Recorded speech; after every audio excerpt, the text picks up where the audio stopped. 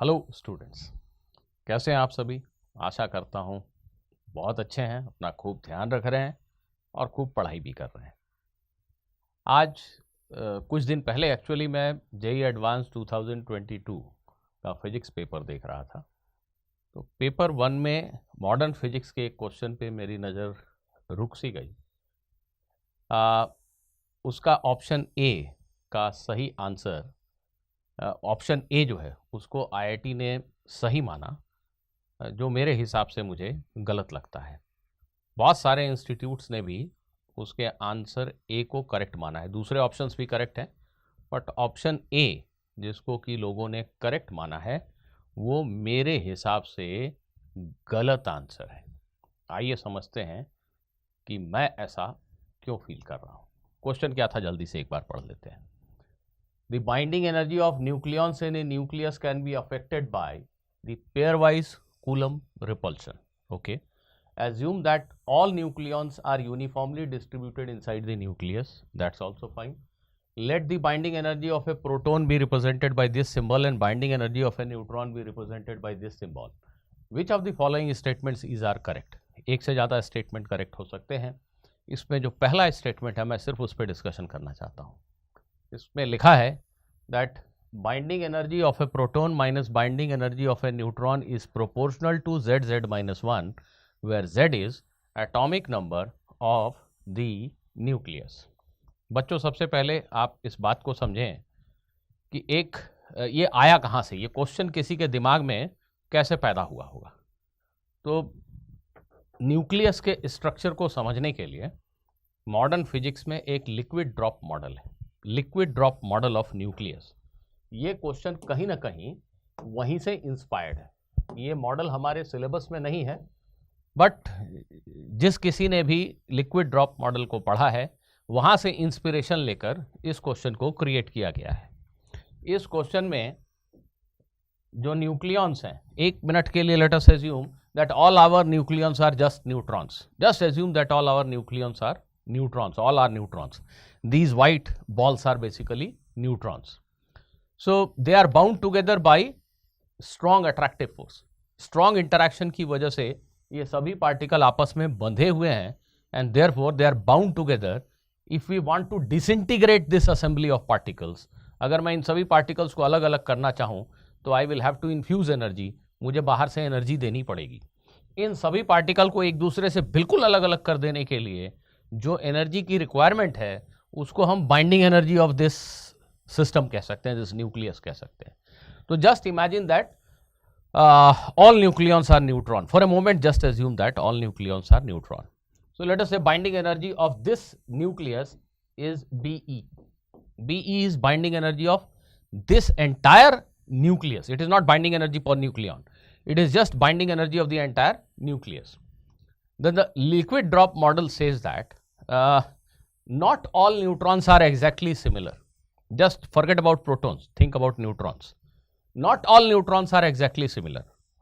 For example, a neutron which is present here, it will interact. It will have strong bonding, strong interaction with all the neutrons which are present close to it. Particles having distance between them of the order of femtometer, they have strong interaction between them. This neutron may not have interaction with this neutron because this neutron may be far away from this one. So this particular neutron is interacting with these many neutrons. Just assume that. But what about a neutron on the surface? The surface neutron will not be able to interact with so many neutrons. ये surface पे जो neutron है, अगर यहाँ हर जगह neutron होते तो इनसे इंटरैक्ट कर सकता था, पर इसको सेंटर मानकर अगर आर रेडियस का स्फीयर बनाया, इस स्फीयर के अंदर जितने न्यूट्रॉन है उसके साथ इसका इंटरैक्शन है। वैसे इसको सेंटर मानकर अगर मैंने आर रेडियस का स्फीयर बनाया, उसके अंदर जितने न्यूट्रॉन्स हैं उनके साथ उसका स्ट्रॉन्ग बॉन्डिंग है, इंटरैक्शन है। So this neutron will experience attractive force due to lesser number of neutrons. So actually ये जो न्यूट्रॉन है वो इस न्यूट्रॉन के जैसा नहीं है। So all neutrons are not similar, that means they are not having same number of interactions. Therefore, if we assume that all neutrons are having same number of interactions and we calculate the binding energy, this will be wrong. So the liquid drop model, it is just like if you have a drop of liquid, let us say water. If you have a spherical drop of water, then molecules on the surface are not same as molecule in the bulk. ये जो molecule यहाँ पे है, it experiences attraction due to many surrounding molecules, but the one which is on the surface does not experience so many interactions. इसके आसपास में जो इतने मॉलिक्यूल हैं, बस इसी से इनका इंटरेक्शन होगा, इधर तो कुछ है नहीं. तो ये जो मॉलिक्यूल है, इसके लेस नंबर ऑफ इंटरेक्शन की वजह से it has somewhat higher energy. हाँ, तुम ठीक सुन रहे हो, गलत मत समझना, क्योंकि यहाँ अट्रैक्टिव फोर्स है, तो हर इंटरेक्शन के लिए जो एनर्जी होती है वो निगेटिव होती है, और less number of attractive force ये मॉलिक्यूल एक्सपीरियंस कर रहा है, तो उसकी एनर्जी लेस निगेटिव मतलब हायर होती है. आप सभी ने पढ़ा है सरफेस टेंशन चैप्टर में कि लिक्विड के मॉलिक्यूल जो सरफेस पे होते हैं उनकी एनर्जी थोड़ी ज़्यादा होती है. सिमिलरली यहाँ पे भी जो पार्टिकल सरफेस पे होते हैं उनकी एनर्जी थोड़ी ज़्यादा होगी, क्योंकि they are experiencing less number of interactions. So the liquid drop model first calculates binding energy. Let us say this is binding energy if we assume that all neutron are identical. But because all neutrons are not identical, so I will have to make correction in this term. Because all neutrons are not identical, I will make a correction. तो यहाँ पे एक correction का term आता है. Because of the reason that all neutrons are not identical, they are not experiencing same number of interactions. So binding energy अगर हमने ये सोचकर कैलकुलेट की कि सभी न्यूट्रॉन आइडेंटिकल हैं, तो उसमें एक करेक्शन करना पड़ेगा. सिमिलरली उसी मॉडल में करेक्शन की एक और वजह है प्रोटॉन प्रोटॉन रिपल्शन. जी बेटा, because all nucleons are not neutrons, there are many protons. यहां रेड बॉल्स जो दिख रहे हैं दूसरे वाले डायग्राम में, लेट अस से दोज आर प्रोटॉन्स. तो because of proton proton repulsion, ये पर्टिकुलर रेड बॉल मतलब प्रोटॉन बाकी सभी रेड बॉल्स का रिपल्शन फील कर रहा है. Electrostatic coulomb force is a long range force. तो बहुत दूर में अगर यहां एक चार्ज पार्टिकल है, ये भी इसको रिपेल करेगा. ठीक है. So because of repulsive forces, देखिए attractive forces means the energy is negative. So binding energy means हमें कितनी एनर्जी देनी है उन सबको आजाद करने के लिए, तो मुझे पॉजिटिव एनर्जी देनी पड़ेगी. ओवरऑल एनर्जी -100 यूनिट है, मैं +100 यूनिट एनर्जी दूंगा तो एनर्जी सिस्टम की 0 हो गई, मतलब ये सभी पार्टिकल एक दूसरे से दूर दूर हो गए. Right. Now because of repulsion there will be electrostatic potential energy. For example, ये प्रोटॉन अगर इस प्रोटॉन से रिपेल हो रहा है, तो जैसा कूलम्स लॉ में आप पढ़ते हो K/Q/R, R is this distance, right, this distance. तो ऐसा एक पोटेंशियल एनर्जी का पॉजिटिव टर्म होगा. तो इसकी जो एनर्जी है वो अट्रैक्टिव फोर्सेस की वजह से निगेटिव है, लेकिन इस रिपल्सिव फोर्स की वजह से थोड़ी पॉजिटिव भी है. तो एक बड़ा निगेटिव नंबर प्लस एक छोटा पॉजिटिव नंबर, तो निगेटिव नंबर का साइज थोड़ा छोटा हो गया. निगेटिव छोटा हो गया मतलब एक्चुअली में इसकी एनर्जी बढ़ गई. इसकी एनर्जी बढ़ गई, सिंपल लैंग्वेज में बोले तो इसको यहां से खींच के निकालना थोड़ा आसान हो गया. As compare to a neutron, एक प्रोटॉन को डिटैच करना ज्यादा आसान हो गया. ठीक है. सो कूलम फोर्सेस की वजह से भी बाइंडिंग एनर्जी के टर्म में एक करेक्शन की जरूरत है. सबसे पहले हमने मान लिया सभी न्यूट्रॉन्स हैं, सब में सिर्फ अट्रैक्टिव फोर्स है और सभी आइडेंटिकल न्यूट्रॉन्स हैं, तो हमने बाइंडिंग एनर्जी मान लो कुछ लिख दी. अब because all neutrons are not identical, तो मैं एक करेक्शन करूंगा because of this reason. Then the other reason is all nucleons are not exactly neutrons, there are many protons, so there is a repulsion. तो repulsion की वजह से भी एक और करेक्शन का टर्म आएगा. वो जो करेक्शन का टर्म है उसमें लिक्विड ड्रॉप मॉडल में Z(Z-1) के प्रोपोर्शनल एक टर्म आता है. तो वहीं से इंस्पायर्ड होकर ये क्वेश्चन बनाया गया और क्वेश्चन की लैंग्वेज थोड़ी गड़बड़ कर दी गई, जिसकी वजह से ऑप्शन ए एक्चुअली में गलत है. देखिए मैं समझाता हूं. अगर मैं ओवरऑल न्यूक्लियस की बात कर रहा हूं, हां, पर न्यूक्लियन की बात नहीं कर रहा हूं. ओवरऑल न्यूक्लियस की बाइंडिंग एनर्जी है Be. जब मैंने सबको आइडेंटिकल न्यूट्रॉन्स मान लिया, अब कुछ न्यूट्रॉन सरफेस पे हैं, इंटरैक्शन उतना नहीं है जितना अंदर वाले न्यूट्रॉन्स का है, इस वजह से बाइंडिंग एनर्जी थोड़ी घट जाएगी. अब आते हैं ये जो रिपल्शन हो रहा है इसकी वजह से भी बाइंडिंग एनर्जी थोड़ी घट जाएगी. क्वेश्चन में ऐसी किसी चीज को अज्यूम करने को आपको नहीं कहा गया है. आपसे बात इसकी की जा रही है कि अज्यूम कि कूलम रिपल्शन की वजह से प्रोटॉन्स की बाइंडिंग एनर्जी थोड़ी घट जाती है। हाँ प्लीज समझिएगा, ये जो रिपल्शन का असर है वो सिर्फ लाल बॉल्स पे होगा, प्रोटॉन्स पे ही होगा, इसको रिपल्शन से कोई लेना देना नहीं है। Right, very right.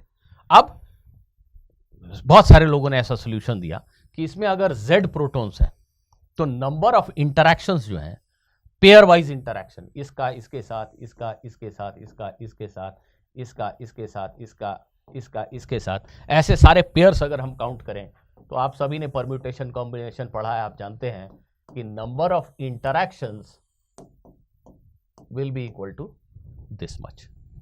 तो ऐसे वाले पोटेंशियल एनर्जी के इतने सारे टर्म्स आएंगे। जैसे अगर 1 मिनट के लिए माने कि Z की वैल्यू 4 है तो ये शायद 6 हुआ, तो ऐसे ऐसे 6 टर्म आएंगे, isn't it? तो वो टर्म जब मैं करेक्शन में यहां लिखूंगा तो मुझे पूरे न्यूक्लियस की बाइंडिंग एनर्जी मिलेगी। राइट, वो टर्म कैसा बनेगा? आंसर है इतने सारे टर्म्स, यहां लिख रहा हूं Z -1/2, इतने सारे टर्म्स हैं और हर टर्म में QQ, मतलब बेसिकली प्रोटॉन पे जो चार्ज है वो E² है, E², ये एक कांस्टेंट है। और R को क्या लिखूं? तो आंसर है भाई, इन सभी प्रोटॉन्स के बीच की जो दूरियां हैं वो सब सेम तो है नहीं, isn't it? तो हमें एक एवरेज डिस्टेंस निकालना पड़ेगा between a pair of protons. तो एवरेज मैं नहीं कैलकुलेट करता, बट मैं एक मेंटल गेस तो कर सकता हूं कि अगर इस बॉल का रेडियस R है और इसके अंदर प्रोटॉन्स यूनिफॉर्मली स्प्रेड हैं, ऐसा तो है नहीं कि सारे प्रोटॉन्स यहां पे हैं, ये यूनिफॉर्मली स्प्रेड हैं, तो उनके बीच का जो एवरेज सेपरेशन निकाला जाएगा, मुझे नहीं पता, मैं नहीं कैलकुलेट कर रहा हूं, but I am very confident कि जो एवरेज सेपरेशन है वो R इंटू सम कॉन्स्टेंट आएगा। भाई 0.6 R आएगा, 0.9 R आएगा, ऐसा कुछ आएगा, 1.1 R आएगा, मुझे नहीं पता, but something into R, dimensionally उसमें एक R तो होगा और एक कांस्टेंट होगा। तो भाई जो एक इंटरैक्शन है उसकी एवरेज एनर्जी कैसे लिखूंगा मैं?